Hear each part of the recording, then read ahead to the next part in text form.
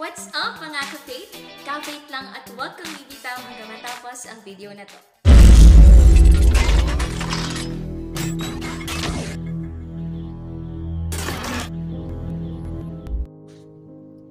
Kamusta ka kapatid? Kamusta ang iyong puso? Maaring pagod ka na at marami kang pinagdaraan ng pagsubok sa kasalukuyan. Pero kapit lang at ito ang iyong tatandaan. God heals broken hearts. Yan ang kanyang sinabi sa kanyang mga salita sa Psalms chapter 147 verse 3. Kaniyang pinagagaling ang mga may bagabag na puso at tinatalian niya ang kanilang mga sugat. All of us is facing our own battle silently in different aspects of our lives. Napakaraming binabato ng sanglibutang ito. Maaring nasasaktan tayo sa mga taong nakapaligid sa atin. Ngunit kapatid, nasasaktan ka man, nahihirapan ka man, napapagod ka na ba? Tandaan mo, gusto mo ng paghilom, isuko mo lahat ito sa Panginoon, sapagkat yan ang kanyang mga pangako at kahit kailanman ang pangako ng Panginoon ay hindi masisira sa ating mga buhay. Lagi mo ring tatandaan na ang paghilom ay isang proseso. Maaring mahirap man ito sa simula, ngunit magtiwala ka lamang sa Panginoon sapagkat sa takdang panahon, kanyang hihilumin ang iyong sugat at naman yung mga bagay na bumabagabag sa iyo, aalisin ito ng Panginoon. So dahil sa mga pagsubok na pinagdaraan natin sa buhay, tinuturuan lamang tayo ng Panginoon. At nais ng Panginoon na tayo ay lumakas sa pamamagitan ng mga pagsubok na ito.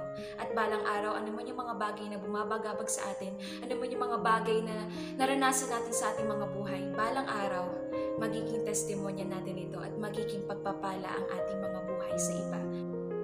Let us be reminded that God will heal our broken hearts, refresh our soul, and He will bring us back to life because Jesus is the defender of our hearts. Before we end this video, I just want to lead you in a prayer so that may God will heal our broken hearts and restore our soul. So tayo po ay muko at manalangin.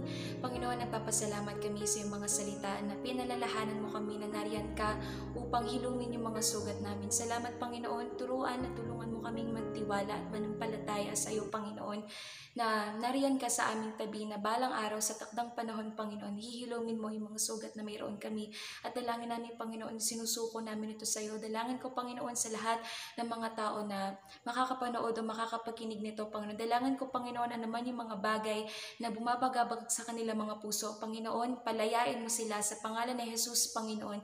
Lead their lives Panginoon, heal their broken hearts at ikaw Panginoon ang maging sentro ng kanilang mga puso at maging ng kanilang mga buhay.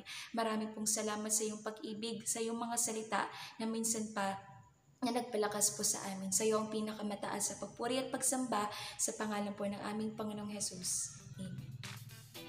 Thank you so much mga ka-faith dahil hindi po kayo bumitaw hanggang matapos ang video na ito. Do not forget to like, share, and subscribe to our YouTube channel Beyond the Blaze and follow our Facebook page. Thank you so much for watching. May God bless us all and see you in our next video. Bye!